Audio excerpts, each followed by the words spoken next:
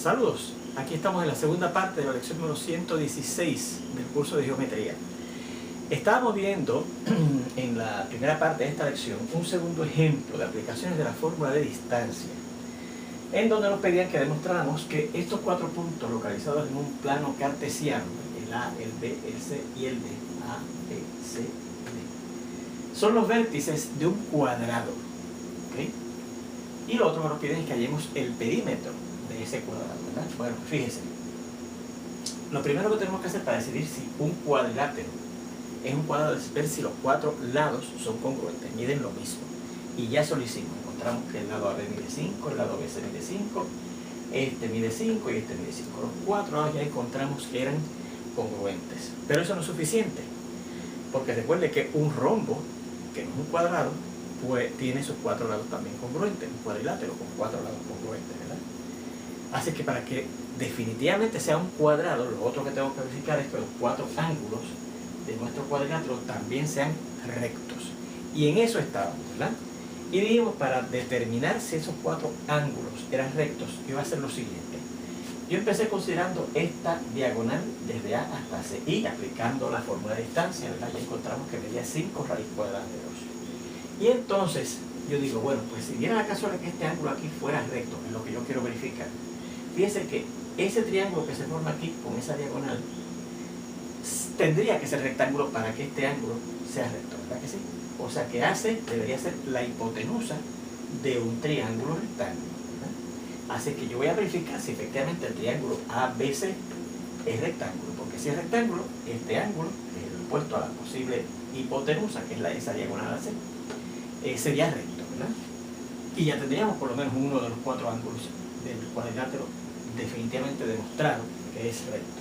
Bueno, para decidir eso, recuerda que tenemos una herramienta que se llama el recíproco del teorema de Pitágoras, que dice que entonces, si ocurre que la posible hipotenusa, que en este caso estoy pensando que sea esa diagonal AC, ¿verdad?, es igual, estoy preguntando, ¿verdad?, no sé si son iguales, ¿verdad?, a la suma de los cuadrados de los posibles catetos, que son entonces el segmento AB y el segmento BC, la suma de los cuadrados de ellos dos, si me da el cuadrado de la posible hipotenusa, entonces sí, el triángulo es rectángulo y por lo tanto este ángulo ya probamos que es recto. Pues mira, vamos a sustituir en esa ecuación a ver si efectivamente resulta ser una igualdad, ¿verdad? Bueno, sustituimos lo que es AC. ¿Qué encontramos por aquí? Que 5 raíz cuadrada de 2, ¿verdad? Así que ponemos 5 raíz cuadrada de 2 al cuadrado, ¿verdad? Y dice que estoy investigando a ver si es igual a la suma del cuadrado de AB, que ya hicimos el cómputo, pero aquí marcamos que medía 5, así que será 5 al sustituir aquí, ¿verdad?, al cuadrado, más BC, que también encontramos que era 5, sustituimos al cuadrado, ¿verdad? Y todavía seguimos preguntándonos si son iguales. Pero miren, si yo cuadro esto en un producto, ¿verdad? Recuerden que cuando ustedes ven un producto o una potencia, con las leyes de exponentes que estudiamos en el álgebra elemental, eso será el cuadrado del 5, que es 25, multiplicado por el cuadrado de la raíz cuadrada de 2, que es 2. Así que esto es 25 multiplicado por 2, ¿verdad? Y entonces en el lado derecho cuadramos el 5, que es 25, y le sumamos el cuadrado del 5, que también es 25. Y ahora verificamos y vemos que 25 por 2 es 50, y 25 más 25 es 50. Así que efectivamente sí, esta igualdad es cierta. Y por lo tanto, si es cierta, eso determina que efectivamente ese triángulo ABC, este que está aquí, es rectángulo con el ángulo recto que está en el medio B. Así que ya encontramos que este ángulo que está aquí definitivamente es recto. Bien, después tenemos que demostrar que los cuatro ángulos son rectos.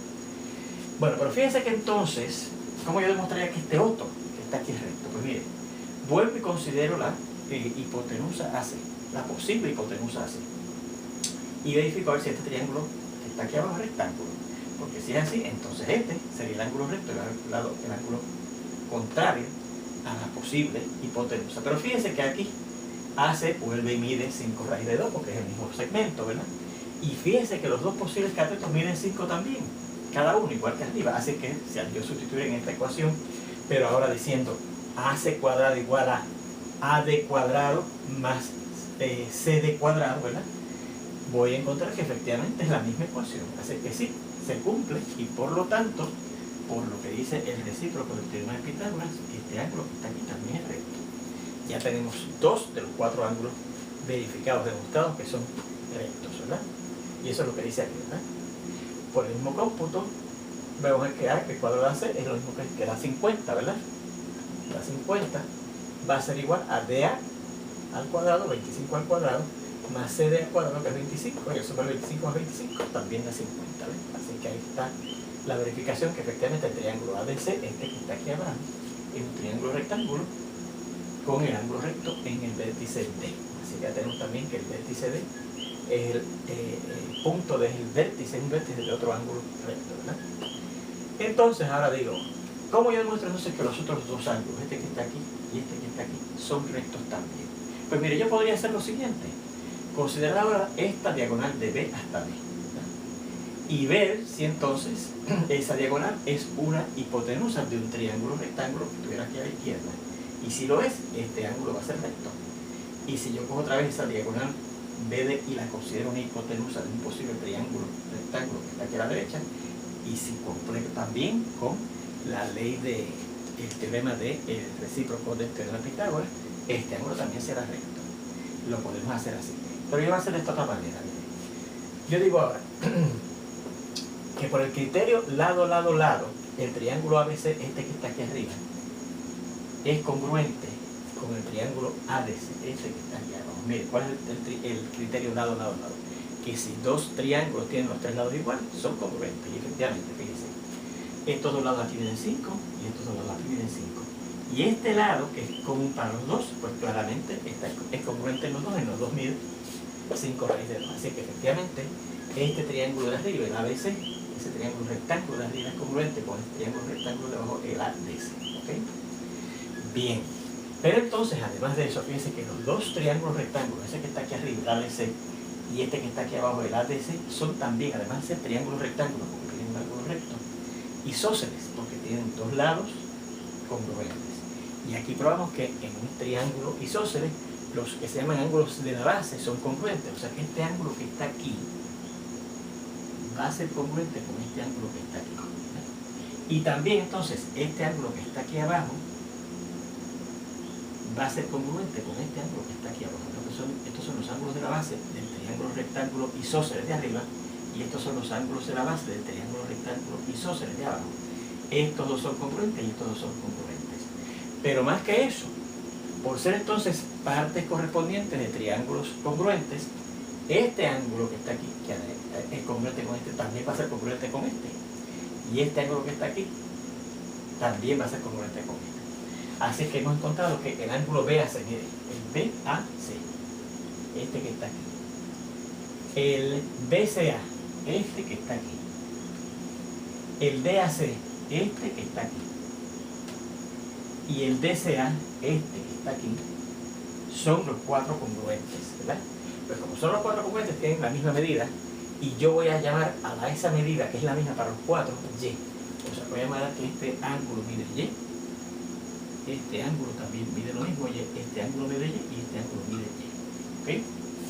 Bueno, entonces, si yo sumara la medida de los cuatro ángulos de ese cuadrilátero, que ya estamos viendo que puede ser que sea un cuadrado, y eso es lo que yo quiero definitivamente demostrar, ¿verdad?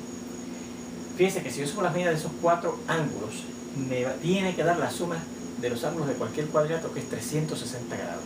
Así que eso es lo que yo voy a hacer. Voy a sumar este ángulo, que yo sé que mide 90, más este ángulo que mide Y, más este ángulo que mide Y, más este ángulo que mide 90, más este ángulo que mide Y, más este ángulo que mide Y la suma de los cuatro ángulos de ese cuadrilátero que tiene que dar 360 grados, ¿verdad? Y resolvemos esa ecuación para Y, ¿verdad? Que es la medida de esos cuatro ángulos que son congruentes, ¿verdad? Vamos a ponerlo aquí.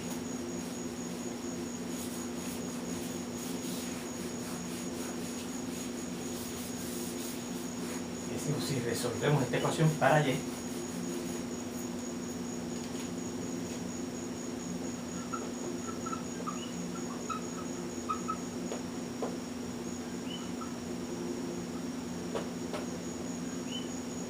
vamos a ver.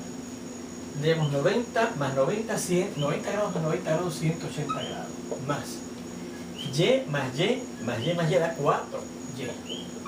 Dice que eso es igual a 360 grados. Bueno, cuando pasamos este término que no contiene la y al lado derecho, tendremos que 4 veces y será igual a 360 grados menos 180 grados, ¿verdad? O sea que 4y será igual a, y 360 grados menos 180 grados es 180 grados precisamente. Y ahora, para dejar la y solita, dividimos aplicando la ley de división de las igualdades ambos lados entre 4 para que la y, al cancelar ese 4 arriba y abajo, me quede sola, ¿verdad?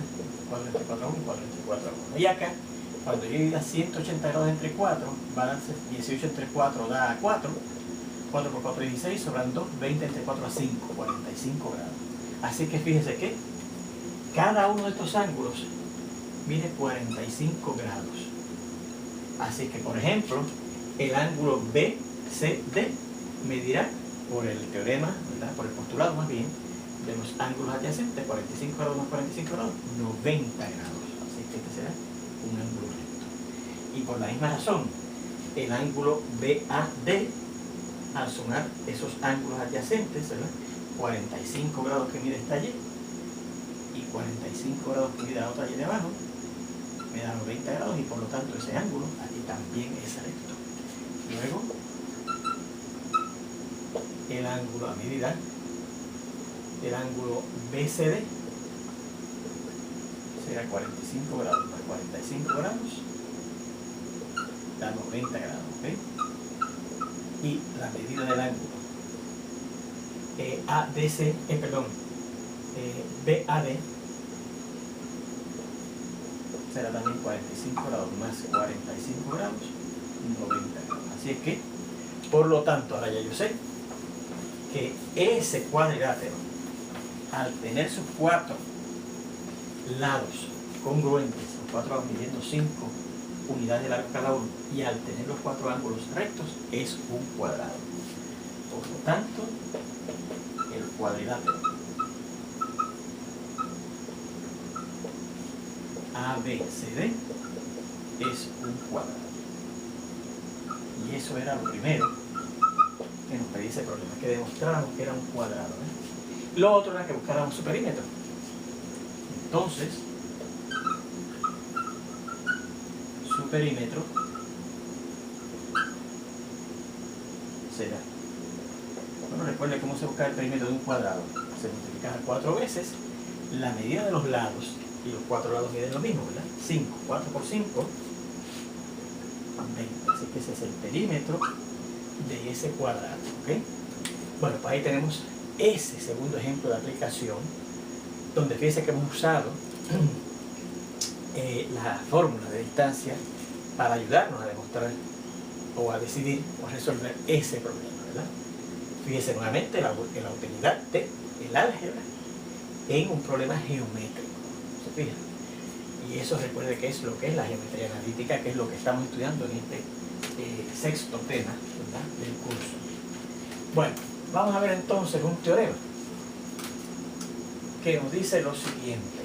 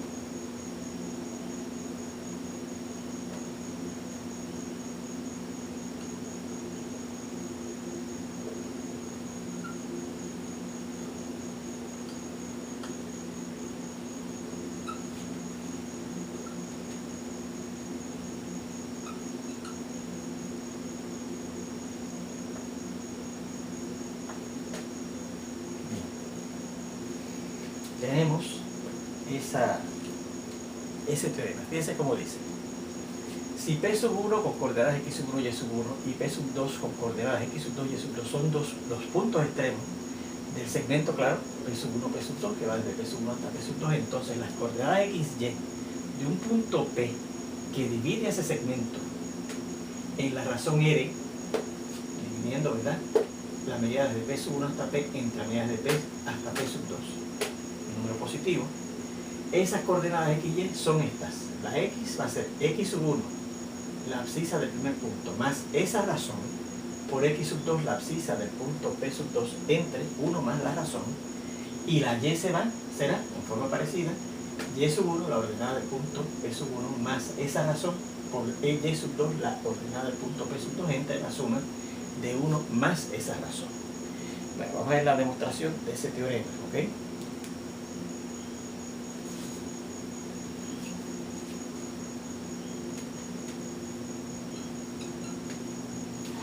Dice, considere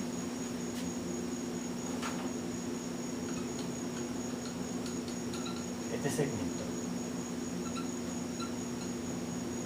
el punto P,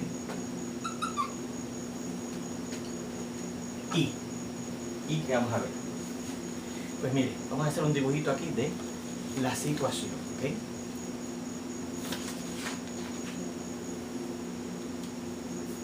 Vamos a redactar esta pizarra.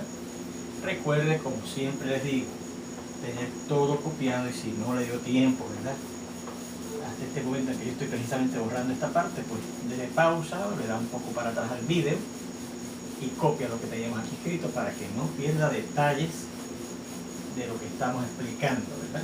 Ese es el secreto de que usted tenga en su cuaderno un buen curso de geometría para prepararse para el cálculo en la universidad, ¿verdad? Y otros cursos más adicionales en la universidad que necesiten de la geometría.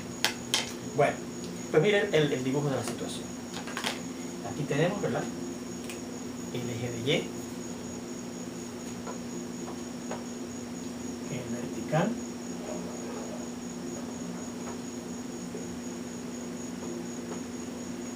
el eje de X, que es el horizontal, perpendicular a ese eje de Y, ¿verdad? Y tenemos este punto, este punto P sub 1, que tiene coordenadas, voy a ponerlo por aquí mejor, X sub 1, Y sub 1, y este punto P sub 2.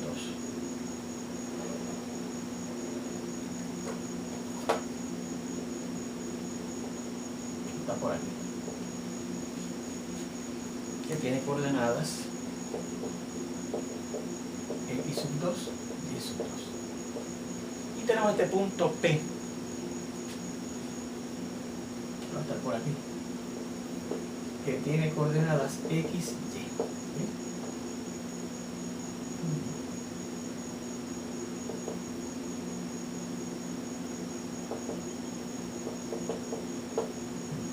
Vamos a ponerlo acá arriba. P, que tiene coordenadas X, Y.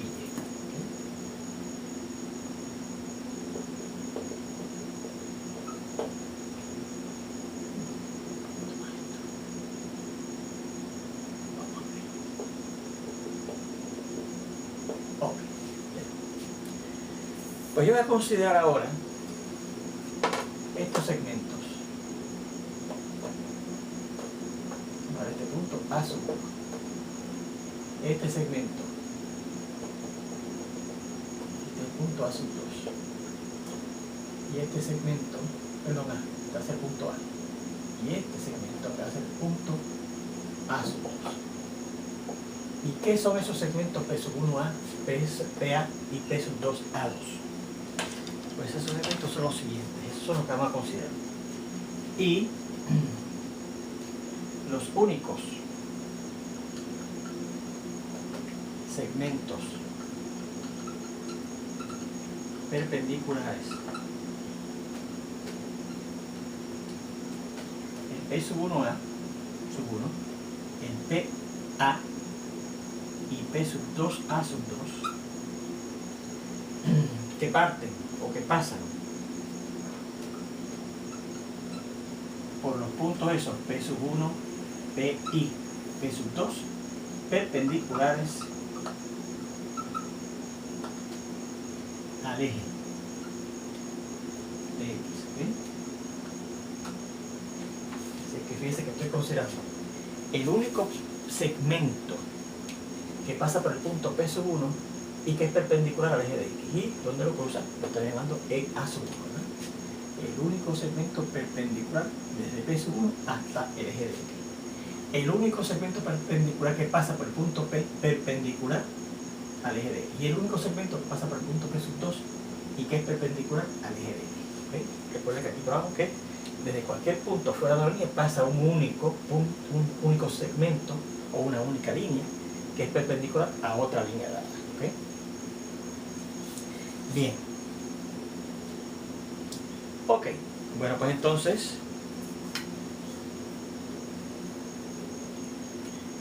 vamos a hacer lo siguiente. Entonces, esos tres segmentos van a ser paralelos entre sí. El P sub 1 A sub 1 va a ser paralelo al PA y también va a ser paralelo al P sub 2 A sub 2. ¿Por qué?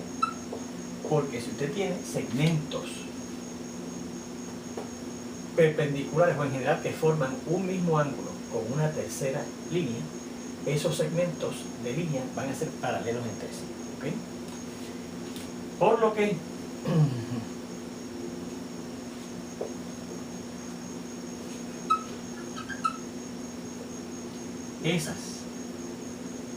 esos segmentos paralelos determinan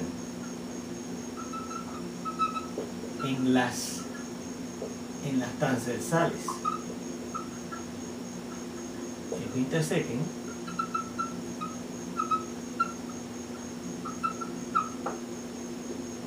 segmentos proporcionales. Recuerden que aquí probamos que si usted tiene líneas paralelas, ¿verdad? 3 o más, o 2 o 3, ¿verdad? Y son cruzadas por unas transversales, esas 3 o más líneas paralelas, entonces en esas transversales quedan determinados unos subsegmentos que son proporcionales. ¿Okay? Unos segmentos que son proporcionales. Esto es,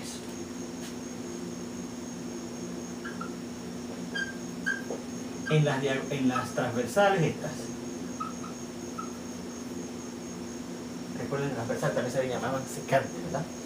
En las transversales, fíjense, estos son los segmentos paralelos, ¿verdad? Este es paralelo a este, es paralelo a este. Pues el eje de X es una transversal de esas tres líneas paralelas, de esos tres segmentos paralelos. Y el segmento P1, P2, una línea P1, P2, también es una secante de esos tres, de esas tres segmentos paralelos, ¿verdad? Entonces, las transversales eje de X y la línea P1, P2 quedan determinados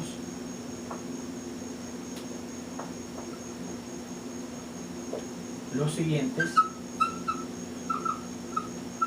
segmentos proporcionales.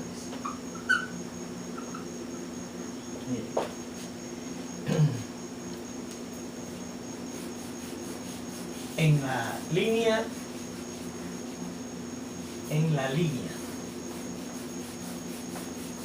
P1, P2, en esta, quedan determinados estos dos segmentos por esas tres paralelas.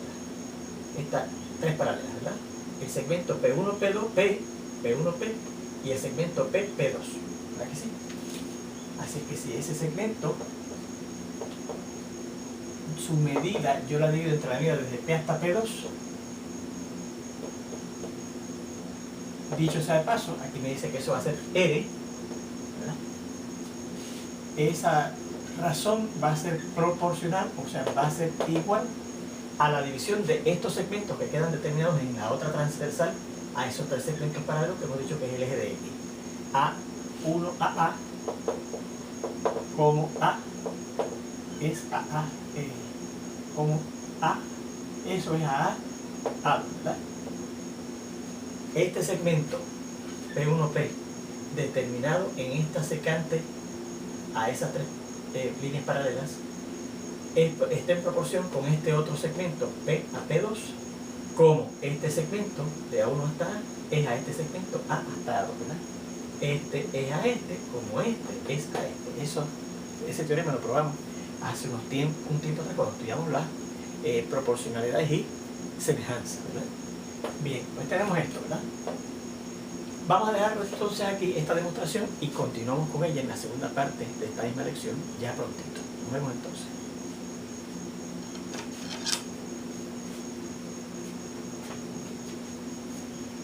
Not satisfied.